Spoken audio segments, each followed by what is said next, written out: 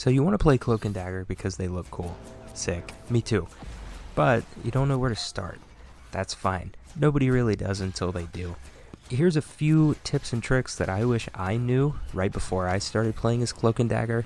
Not coming from a professional, not coming from anybody who's like Grandmaster or anything like that. I just play a lot of Cloak and Dagger because they're cool and they're really fun to use. One of the biggest pieces of advice I can give you right off the bat is learn the maps.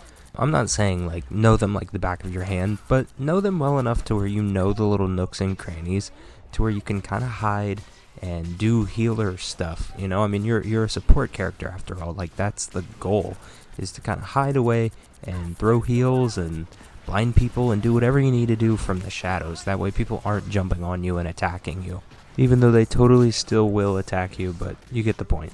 We're just trying to avoid it as much as humanly possible. Next is just learn your abilities.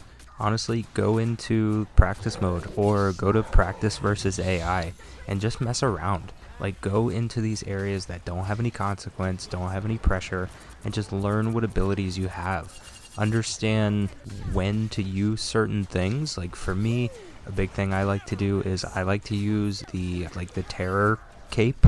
I like to use that to blind all of the ranged attacks.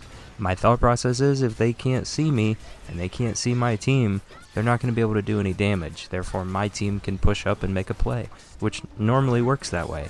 Next thing is learn when to heal and when to attack. Like I said earlier, you're mostly a support character. So yeah, there is going to be those times where you're wanting to attack and you're wanting to fight back, but you don't always have to. That's why your team is there, especially with the people who always pick DPS. You're going to have lobbies filled with like 5 other DPS, so you need to be the glue that holds everybody together. The next important thing to keep in mind is don't be afraid to switch to Cloak. He's better at attacking. I mean, he's not great, but he's better at attacking, and when you're in a pinch, it can be so beneficial to get the muscle memory down, to swap the Cloak, hit your dark teleportation, and fly out of there. That way you're not the target anymore. Give your team time to dive in there and kind of mix things up so you can get back behind them and start healing again. The worst thing you can do for your team, especially in the lobbies where you're the only healer, is not keep yourself alive, because we all know they're not always going to keep you alive. So keep yourself alive, keep yourself available, keep yourself in a good position where you can get out of somewhere. Don't get yourself stuck and, live to fight another day. A few more pieces of advice is learn how to heal appropriately. A lot of people use Dagger's wall thinking it's a flat out healing wall, which I guess it kind of is, but not in the way that you're thinking. It doesn't just flat out heal everybody. It's best used for throwing it out, and during a short duration you can get a buff to the amount of healing that you're actually doing because you threw that wall out. With whatever teammates you have affected by that wall, they're going to get a buff. Something really cool that I didn't even know when I first started was that Dagger's healing light actually bounces off of stuff, and it kind of auto aims, which is really cheesy, but it auto aims to your team. It won't auto aim to the enemy team, that'd be really OP, but it auto aims to your team, and you can kind of duck behind cover, be around a corner, and if you see somebody that needs healing around the corner by the the outline that they get, you can bounce it off the ground or off a wall and hit them and heal them while you're still safe.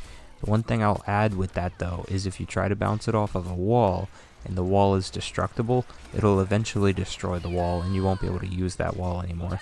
So try to be smart about it. I like to bounce it off the ground because 9 times out of 10 the ground isn't gonna break. The other kind of healing that is almost game breaking, kind of like Luna's ult is Cloak and Dagger's ult, the Eternal Bond. Once you hit that, if you go back and forth a few times, if you stack it up, I think it does 750 HP a second. I've seen some different videos where it's been tested, you literally can't kill the teammates that are standing in that area. So yeah, you can use it defensively, but I mainly use it to heal my team when we're in a really tight spot, or during convoy or something, when you're in a really close quarter and you have to hold the point and they're gaining ground on you. Hit your ult Go back and forth a few times. Make sure that your team stays alive and has the heals that they need. Especially if you don't have a Luna, you are that kind of like Luna type ult that can really save your whole team, give them all the health in the world, so they're kind of unbeatable. So after all of that, I hope you guys feel a little bit better about diving into Cloak and Dagger. It's really not as hard as it looks. You know, I know it's kind of intimidating having two different characters wrapped into one, but it is such a benefit and it is so much fun. If you guys want to know anything deeper into Cloak and Dagger, just let me know. I could also do like a backstory about them. If anybody would be interested in that, just, you know, leave a comment. Also, if you guys want to hear anything about any other kind of characters, let me know about that too. I can do a deep dive into some other kind of characters. Thank you guys for watching. I hope you got something out of it, and I'll see you later.